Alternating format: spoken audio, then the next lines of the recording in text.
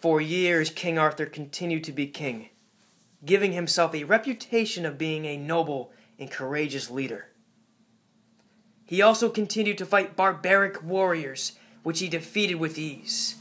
However, even with all the respect and honor King Arthur both had and received, there was still one thing missing. Arthur had no lady companion. Indeed, Arthur needed a woman to wed, for many of his fellow barons believed so. Arthur then went to Merlin for advice, to see what the prophet had to say.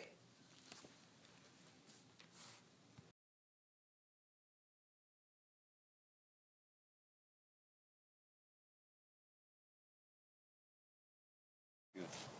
Certainly, Arthur. You must certainly need yourself a wife. Is there any specific woman you had in mind? Yes, Merlin. I love Guinevere, daughter of Leo de Grancey of land Camelot. She is the most beautiful and noble woman throughout the lands. Her father also had the round table that was once my father's. Well, Arthur, I feel very happy to see you excited for this woman. However, Arthur, I warn you, I can see ahead of time that this marriage will bring you unhappiness upon your life. It would not be the right decision to marry her, Arthur. I just want to inform you. Oh, Merlin, I will not accept that. There is nothing unhappy that I could ever see in my relationship with Guinevere. With that being said, please give my regards to her. Okay, Arthur. I will obey your request. Off I go. I thank you dearly.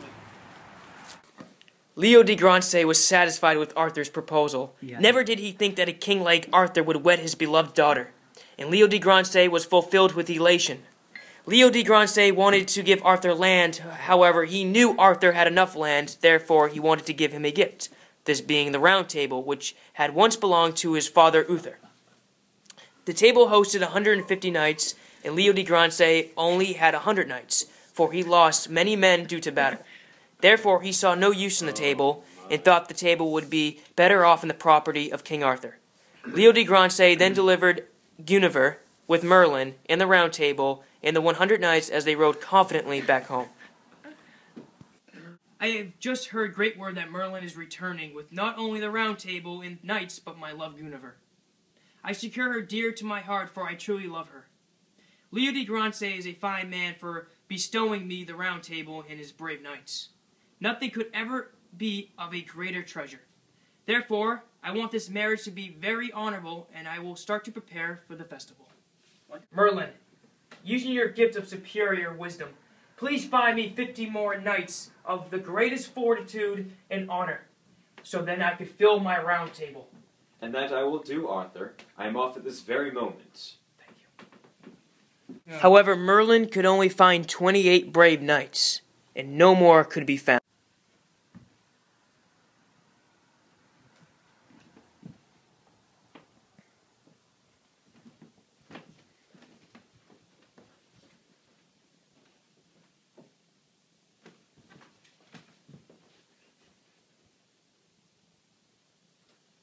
I now bless your seats with prayer and forgiveness. Stay loyal to others and to yourselves.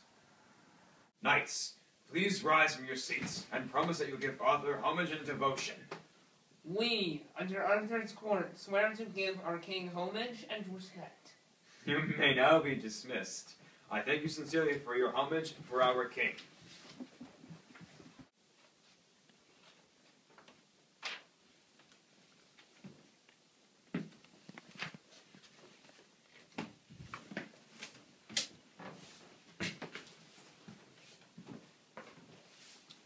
What do we have here? 2 seats with no gold letter. It appears that I have found 2 men of the highest honor to sit here.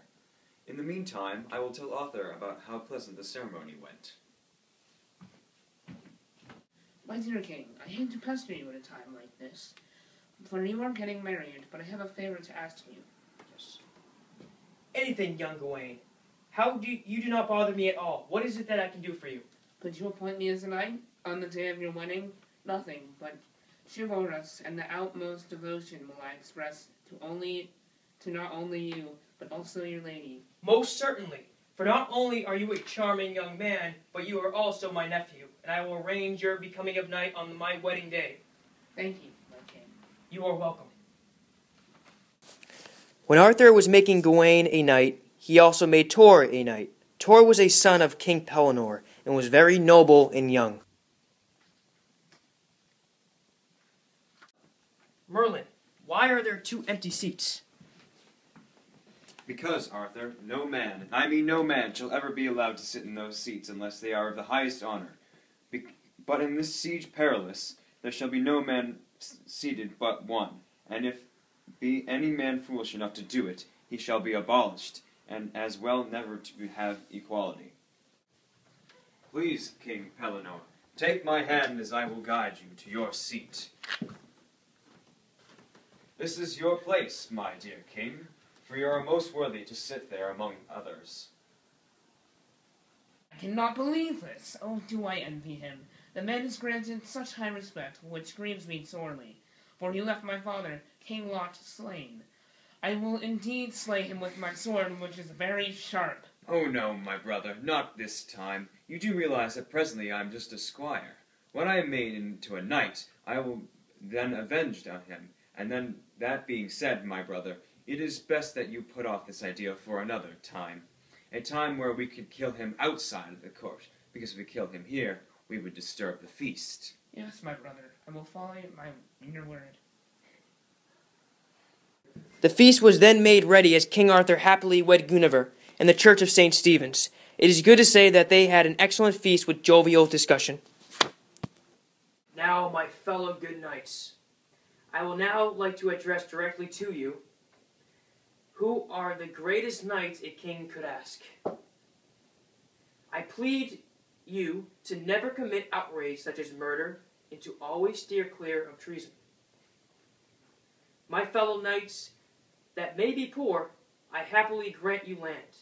To all my knights, I will also plead you to never be cruel and to always give mercy to the man that begs for it.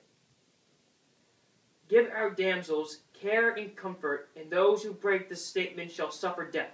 No man shall ever take battle in a wrongful quarrel for any law, nor for the world's goods. These are the vows that you, my knights, will live by.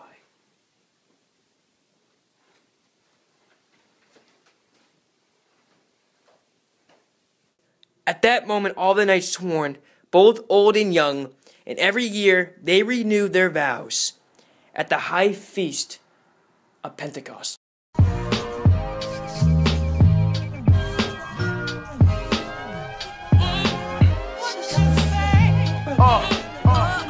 Ladies and gentlemen, you are now tuned into the sound